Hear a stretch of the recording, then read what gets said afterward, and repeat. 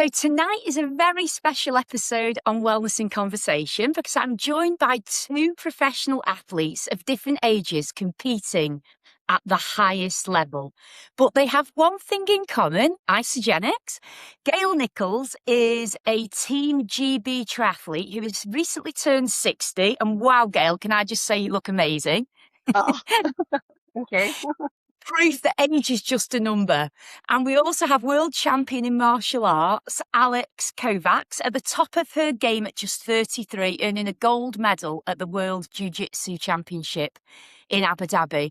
And what I admire most about these two amazing athletes is their discipline, their mindset, and their resilience, and how they use real honesty to explain what it really takes to be a champion.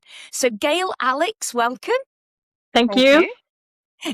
So I've got a quick warm-up question to you both. You're at very different stages of life, but both competing at the highest level. So I'll start with you, Alex. What do you think are the mindset traits that you both have in common? Probably the discipline, the structure to keeping going when things get hard, and not only for in the days when it feels comfortable, because there are actually more days where I would say would not want to do it than the days I want to, and that's probably what we have in common. And Gail, your opinion on that? Is there something that you think you both have? You're different ages, different sports. Is there one thing as professional athletes you think that you need to have, that magic dust? What is it? Yeah, it definitely. It's I can relate to Alexandra what she said. Yeah, it is about it's having the focus and the discipline and definitely your plan and trying to stick to it. I know that life, like we were just saying, life gets in the way a little bit. So, we both lead very busy lives, but definitely having that focus and planning ahead at that top level is definitely the key. And obviously making sure that we're going to be talking about the nutrition side of things, and making sure that we're completely able to maintain that as well with the nutrition side of things, that you've got the energy to do stuff is definitely the key. And yeah, we're obviously in different sports, but we've definitely got the same kind of focus. Whatever sport you're in, you've got the same kind of routines and the same goals for sure. I love that, Gail. You both have strong common beliefs around discipline and mindset. What fascinates me is that, you're in completely different decades of life, yet speaking the same language. And talking of age, Gail, I want to come to you specifically because you didn't start triathlon in your teens. You started about 10 years ago. What made you take that leap, later life? Yeah, well, I'd always been quite fit in all of my life really. I've always been very interested in sports. When I was a youngster and at school, going through the different sports and things. So I've always kept myself fit. And in my 30s and 40s, I kind of took up running. Not really competitively, but just for like social enjoyment, recreational, stuff. And then I kind of got into a bit of cycling as well. When you get injured, you always look to another sport. So I got into cycling, and then eventually kind of swimming. And when I turned 50, I decided to. There's a friend of mine that actually died in difficult circumstances. And I decided to do, in her name, I decided to do train for a triathlon, and just do as a charity, and just get a little bit of charity money together for that organisation. So it was a brain tumour, and it was supposed to be kind of like a one-off. So I did all the training, did the race. It was like a sprint distance, so it's the shortest triathlon distance that you can do. And I kind of absolutely smashed it, and I really enjoyed it. I came first in my age group. A lady from that was coaching me said, "Oh, you could be really good at this sport," and I'd never really even considered it, from then. And then the following year, because that was in the October, and the following year, she said to me, just go for like loads of little races and see how you get on. You know, see if you enjoy it. It might not be for you, but and that's what I did. So, and then I kind of just grew from there, and I kept coming first in my age group. I won a couple of competitions, and then I kind of qualified for Team GB in my age group for swimming and running. And I did my first competitive international race in that was in Ibiza, not what's not to like, and Exactly. that was in 2018. So it was very quick for me. It was within 2 years I'd gone from not competing in triathlon at all to Mm, actually wearing a Team GB tri suit. And that is incredible. really thinking seriously about what I was going to do next. Gosh. So obviously, you've gone from amateur to a triathlete, obviously competing in the swim, bike, run element at the top of your game. It's inspirational to hear how you went so quickly from normal athlete to the top in your age group. I know that last year you completed the full Ironman in 14 hours as well. Yeah. Talk to us about that day and a little bit about nutrition, because I know you say your success is 50% training and 50% nutrition. Yeah, definitely. So, with anything like that, I mean, at the time when I first took up the triathlon, I thought that was so far out of my comfort zone to actually do a full Ironman. I wasn't really planning on doing it at all. But it was when because obviously I've been in the sport for 10 years. So when I turned 60 last year, and I just thought, if it's now or never, to be honest. And so I thought, well, I'm going to try and do it.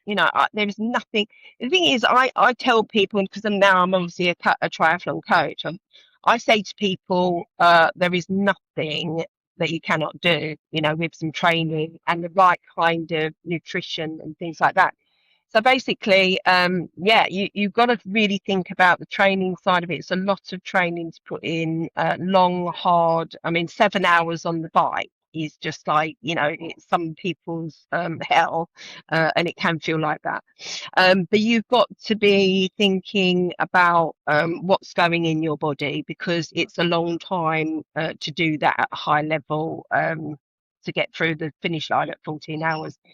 So I set myself targets. Obviously, you have to train your nutrition as well. I'm sure Alexandra was saying the same thing, is that you can't just turn up on the day and just put anything in your body.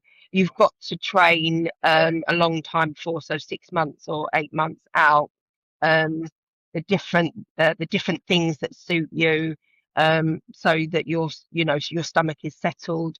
I set my timer on my bike, so it was about 6.5 hours on my bike. Every 20 minutes, I was having fuel going in, so something to eat and drink. And the only way that you can do that is on the bike, because when you get off that bike and you've got to run a full marathon, 26 miles, you have to have the energy to do that. What are the distances for the triathlon and the Ironman? Just so we know. Yes, so there's a sprint triathlon, and then you've got a standard, which is the Olympic distance, which is double the sprint. That will be, so sprint is it's a 750-meter swim, followed by a 20k bike and 5k run. Now, the Olympic distance, that's double that distance.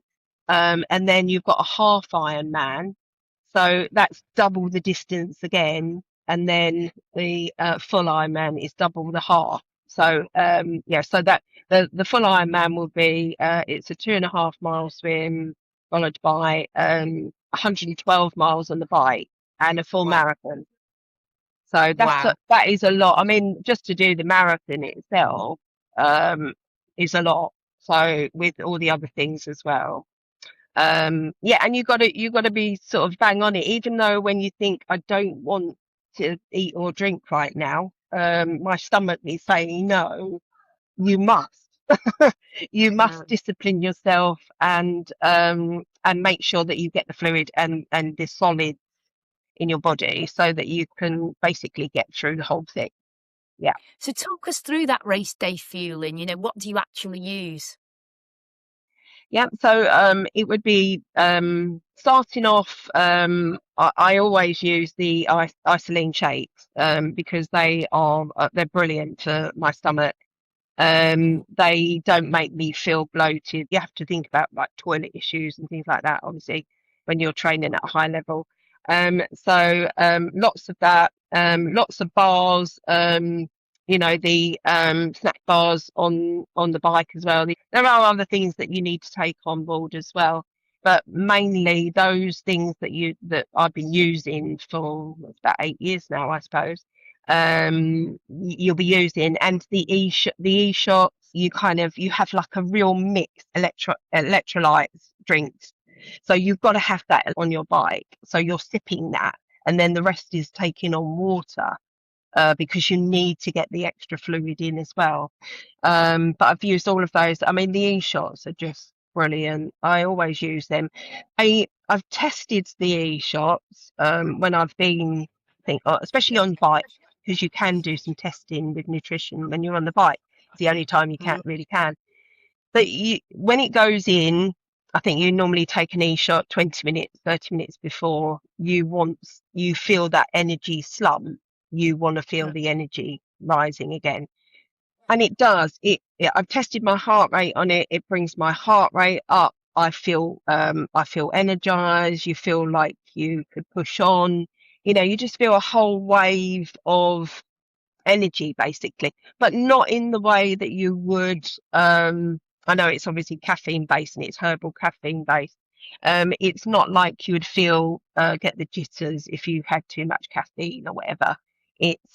It's a gradual rise, and that's the element that I really liked about it. Compared to some other products out there, it's a gradual rise of your heart rate kicks in, the energy system kicks in, enough to bring you up to another level. Yeah, so all of these things, mainly the isoline shakes, keep them going in, and all the bars, and the e-shots, and obviously all the electrolytes. That's the kind of thing that you just need fueling. Yeah. Yeah, and Yeah, interesting to hear that you measured your performance using them. So you've got a little bit yeah, of that's behind it as well, which is fascinating. And I know you were yeah. introduced, I think, to Isogenics about 8 years ago, and I know you actually tried lots of other nutrition products. But what was it that changed for you when you started supporting your body with these ones? Yeah, I think I touched on that before. Didn't really feel energized with what I was taking before. Some of these products, I think the good thing about the Isogenics brand is the research that goes into it as well, and also the really pure products that they use. It is great. I mean, you need that really good refined, good high level product going into your body. And I just wasn't getting that. A lot of these other things are all packed. They might be a lot cheaper, but there's a reason for that. They're packed loaded with sugars and not the right level of nutrition. The isoline shake. I mean, they've got all your nutrients in there that you need, because it's not like you can sit on a bike and eating a sandwich. No. You need to have the right kind of fuel, that was going to give you all those nutrients and still kind to your stomach. And that kind of ticks all the boxes. Oh, there's one really important thing that I was going to add about the collagen. So the Oh, collagen. yes. So I did a world triathlon course late back last year. It was all about, the subject was all about rest and recovery, and it was all backed by science. It's like the course was what's hearsay and what is scientific or science. And this course was run by doctors and scientists. And at the end of this 4-week period where I finished the course, we had time to be able to do questions and answers, which was really great. So I got a one-to-one with this doctor and scientist, and I asked her about the collagen, because I know that there's a lot of grey areas about talk about collagen and stuff, and there's a lot of things out on there in the market that are not obviously pure. And I said, like regarding supplements, because it was on the rest and recovery to do with supplements as well. What do you think about taking collagen? And she said, oh, don't get me started on this. And I'm thinking, oh, is it going to be negative? But it wasn't. It was absolutely positive. She said every athlete needs to take collagen because of, I mean, obviously we like it for the beauty purposes as well, but because of the joints, because it's got so much, we put so much pressure through our joints and our muscles. She said we need to be taking that collagen. Obviously, we lose that collagen very early on in our 20s. And she said you must be taking it every day. I would recommend every athlete to take it.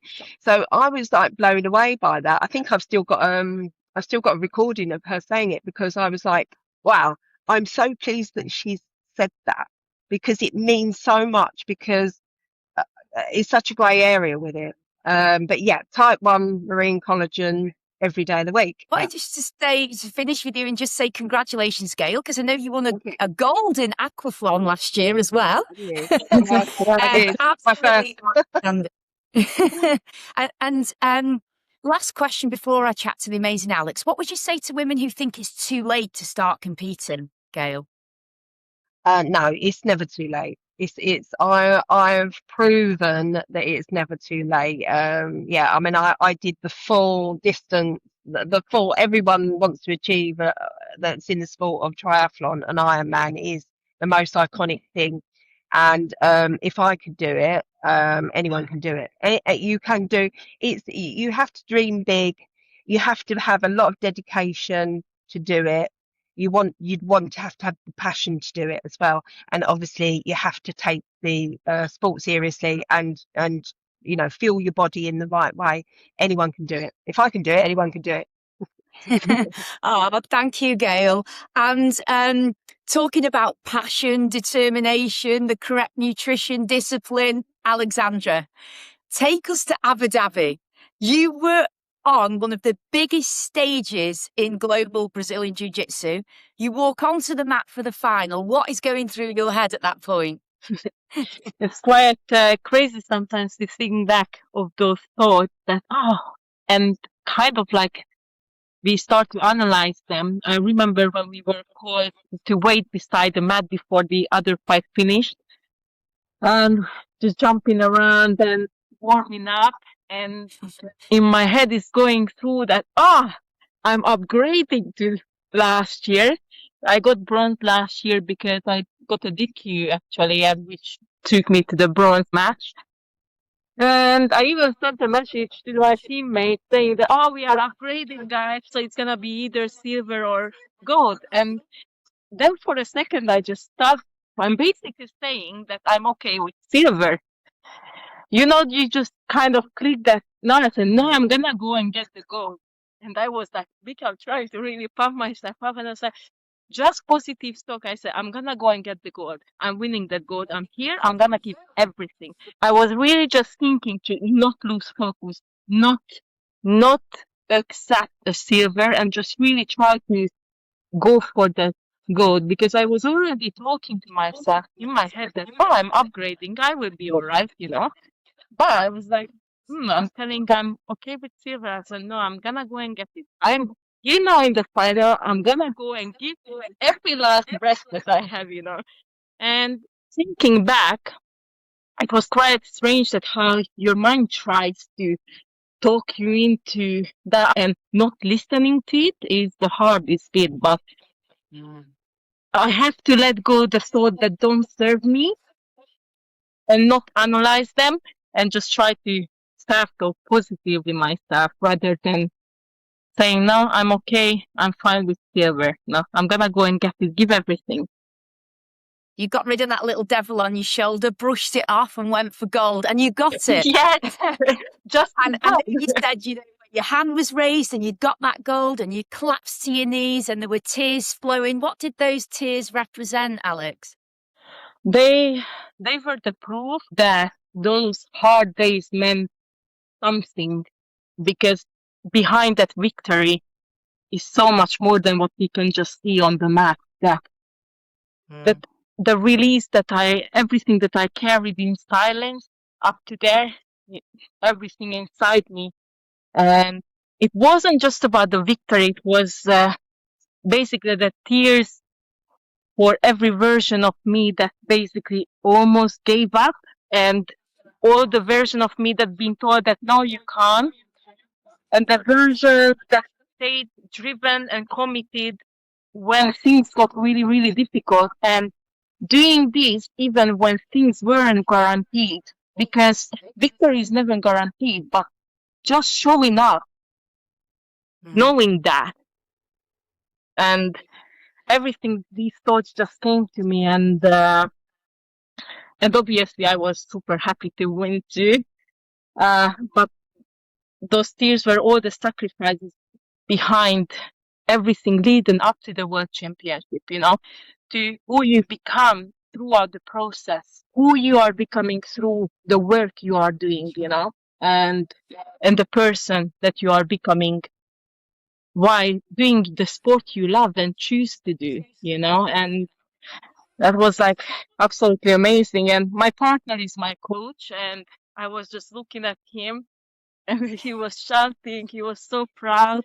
That made it even more special, because it's kind of for us as well that he's my coach and he is pushing me too, but as well it's that personal that we did it, and that meant a lot.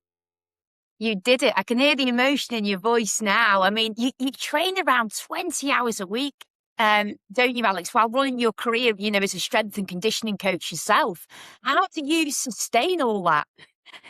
It's to not to rely on motivation, I think is really important, because that fades away, I'm trying to build like structure and discipline, and accept that balance isn't basically perfect, and balance might look different each day, and not putting too much pressure, and be kind to myself if I'm having a bad day or training didn't go as I expected, but if you want to rely on motivation, then that's not going to keep you doing, but structure is going to keep you doing, and discipline, the intentional training, the intentional work behind everything, your job, and planning everything ahead, that some days you are tired but you show up anyway, and that's gonna happen, because that, okay, I still have work and I want to give my all to make sure people are happy as well, and I want to help them, through my coaching, but I want to be a good role model for them as well. But I can only really do that if I make my days intentional and structure everything and just staying disciplined, Yeah, and look after yourself too. Yeah, exactly. You teach jiu-jitsu, martial arts to children. Obviously, you are a coach and rehab specialist. Yes. How important is the recovery and nutrition for combat sports athletes? I know Gail touched upon the importance for triathletes. How important is nutrition and obviously recovery supplements for combat sport? I don't actually think it's only for combat sport, for absolutely everything and anything, even if you are not pro sports person, is everything for your recovery, to feel your best. You can't perform, obviously, if we're talking about the sport, you can't perform at a higher level if your body is breaking down. So recovery and nutrition aren't like extras, they are part of the training, they are not like one or the other, all together, nutrition. If you want to feel your best, you want to be fueled, you will need nutrition. The performance will fade away right away if we had no nutrition. Any isogenics favourites that you have? I know Gail mentioned a few earlier. I did actually, and I really agreed with her. The isolin shakes are great. One thing I would highlight that I'm really picky when it comes to nutrition, and I'm very picky when it comes to taste. And isolin shakes were the only one I could actually drink and love drinking them, and not have to drink this quickly because they don't taste great. No, Iceland, it tastes like creamy. It's so nutritious, and I know I'm doing great for my body as well. But they are really tasty. The e-shots are probably my other favorite. I love the e-shots. I love that they are herbal based as well, and not getting that crash. Sometimes you get from the if I have like a caffeine, like a coffee shot or something. So I have this herbal base. It's like with the green tea as well. The taste is great too. But I just feel that gradual energy, which Joe mentioned too, that with the e-shots. So they probably my other favorites too. The watermelon pre-workout is great too, by the way. So it's really hard to pick the things Yeah. because I think they do taste great. And honestly, I'm really picky with supplements.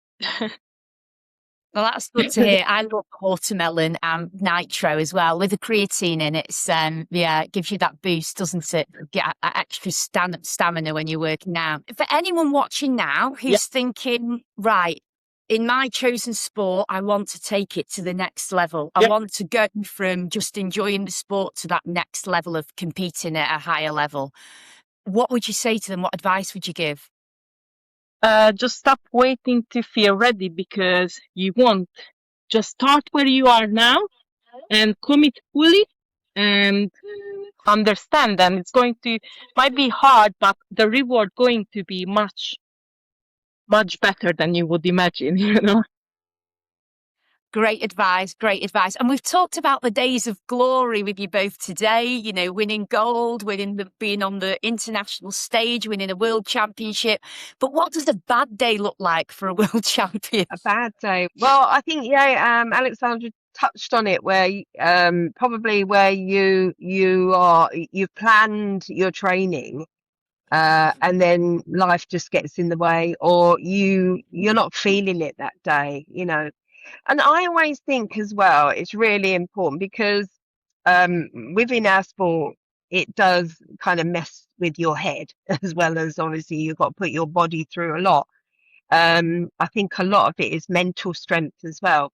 And sometimes especially when you get older, obviously my age, is that I think I'm not feeling it right today. I need to listen to my body, and I need to take more rest. If I have a couple of days off sometimes, I just think actually it's better to do that because you're fully recovered and it's only 24 hours, 48 hours. And then you get up in the morning and you're back on it. You're back on the same routine and focus. So listen to your body. Don't beat yourself up about what didn't happen because tomorrow is another day and you are straight back on it again and you're focused and giving your body that extra rest and refueling is going to make you work 100% rather than always working at 60% or 70%. So that's what I would take away is listen to your body and take rest and don't beat yourself up about it. Enjoy it. Great advice. Alex, anything to add to that? Yeah, I 100% agree with that. And I think it's, you mentioned about like age, but I think it's at any age, I think it's acceptance because those days you are really sore, really tired, and just every doubt, every overwhelm creeping in, and you are trying to stay focused, but your head is a mess, and something throws your structure out that you planned your day and it's just not working out. I think learning, this is probably comes with as well experience of learning to accept that things might not go the way you planned, can make your day much, much better. Just to be really kind to yourself. And as trainers, that you take those rest days that you need because sometimes it's really all that you need just to listening to your body because you can, with this level of training or even, how the pace that life goes with now, because people obviously rushing around, working really long hours and trying to train around it. And